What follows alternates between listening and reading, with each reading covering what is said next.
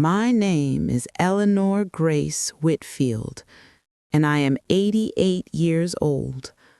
I have lived my entire life on the coast of Maine, where the sea has a way of carving itself into your bones. Some people say the ocean is alive, that it remembers the people who have touched its waters. I don't know if that's true, but I know this.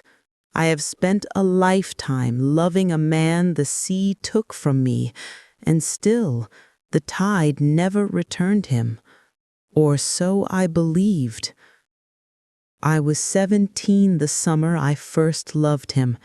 His name was Jonathan Hale, though everyone simply called him John. His father worked the lighthouse on the cliff, the same lighthouse that had watched over our town for generations. John was born with the sea in his blood. He could read the waves the way other boys read comic books. He said the water spoke to him, and sometimes I think it truly did. He wasn't loud like the other boys. He was steady, quiet, almost solemn at times. But when he laughed, it felt like light breaking through fog. And when he looked at me, really looked, I felt like the ocean wasn't the only thing in this world that was deep. We met each other long before we understood what love was, but by 17, the feeling had settled inside me like a tide that never went out. We would walk the cliffs together every evening, the lighthouse beam sweeping slowly over us like a blessing. He told me he wanted to be a captain one day, not for fame, not for wealth, but because the ocean felt like the only place he wasn't afraid of disappointing anyone. I told him I dreamed of becoming a school teacher. He smiled and said, "Then you'll teach our children to read." It was the first time either of us had spoken of a future together. Our first kiss happened beside the lighthouse wall, with the wind tearing at my hair and the waves crashing against the rocks far below. I remember thinking that a moment so full couldn't possibly fit into one lifetime. But life, like the ocean, is unpredictable. In the winter of 1949, when he was 20 and I had just turned 18, John signed on to a fishing vessel, the Albatross. I begged him not to go out during the winter season. The storms were known for being vicious, unforgiving, but he cupped my face in his hands and said, "I have to prove I can do this, El, for our future." Our future. That was the anchor I held on to. He promised he would return by spring. He promised he would marry me that summer. We stood on the docks as the boat pulled away, and I raised my hand slowly. He lifted his in return. I watched until the fog swallowed him whole. For weeks, letters came, short, warm, hopeful. He wrote about the stars over the open water, about storm clouds as tall as cathedrals, about how every sunrise made him think of me. Then, nothing. No letters. No word. No explanation. The Albatross never returned. A storm had hit their route, a storm so violent that even old sailors whispered about it in fear. Pieces of the ship washed ashore weeks later, a splintered mast, a torn rope, a wooden crate with the ship's name burned into the side, but no bodies, not a single one. Some said the sea had swallowed them whole. Some said they had drifted too far north and frozen. Some said nothing at all. For me, the world collapsed. I waited on the cliffs every evening for months, staring into the fog like I could will him back into existence. His mother cried until her voice broke. His father, the lighthouse keeper, aged 20 years in one season. And I learned what it meant to love someone you could no longer touch. When the next summer came, I no longer recognized myself.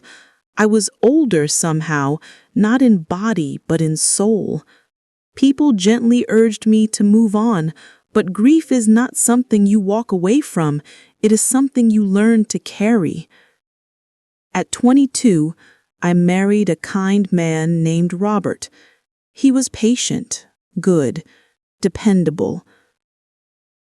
He didn't try to erase John's memory. He simply held the pieces of me that were left. Together we built a life, children, a home, a rhythm as steady as the tide. I loved him, not with the wild, boundless love I had given John, but with the quiet, faithful love of a woman who has survived loss. We grew old together. When Robert passed away in his sleep at 68, I mourned him deeply. I also mourned the little piece of my life that kept me anchored after the sea stole my first heart. Then came the letter.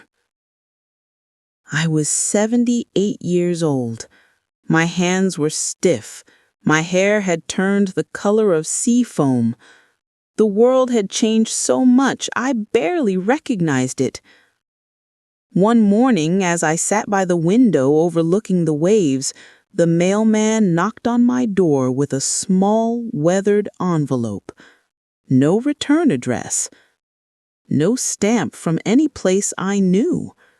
Just my name, written in the handwriting I had memorized 60 years earlier. I thought my heart would stop. Inside was a single page, and as I unfolded it, the room seemed to shift, as if time itself were leaning closer. Eleanor, it began, I am sorry. I am alive, and I did not die the night the albatross sank. The letter told a story too wild to believe.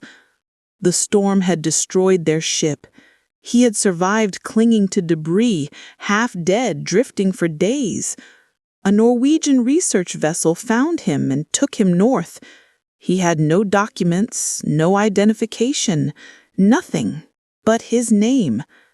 Severe hypothermia and trauma stole parts of his memory.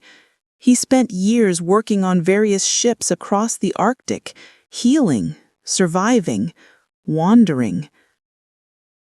By the time he remembered me, truly remembered me, he believed too much time had passed. He believed I would have moved on, married, found happiness. He stayed away because he didn't want to steal me back from the life I deserved.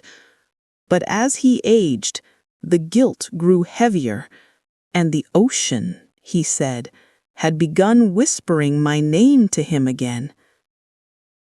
It took him years to gather the courage, the strength, the clarity to write me that letter.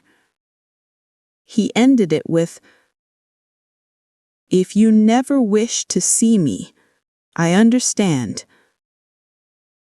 But know this, I never loved anyone the way I loved you.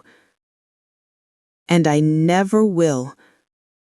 If I could live my life again, I would walk toward you instead of the sea." I spent hours staring at that letter, feeling every decade of my life collapse into one moment. I wrote back. I told him everything, about my marriage, about my children, about the love I never forgot, about the grief that shaped me, about the nights I stood on the cliffs calling his name into a wind that never answered. Weeks passed, with no reply. Then, one snowy morning, I heard a nark. I opened the door, and there he was, older, thinner, hair silver as moonlight. But his eyes, the eyes I had memorized at 17, were unmistakable. "Eleanor," he whispered, and my knees nearly gave out. We talked for hours, days, weeks. We walked the same cliffs. We visited the lighthouse his father once tended. We shared our lives, what we had lost, what we had become.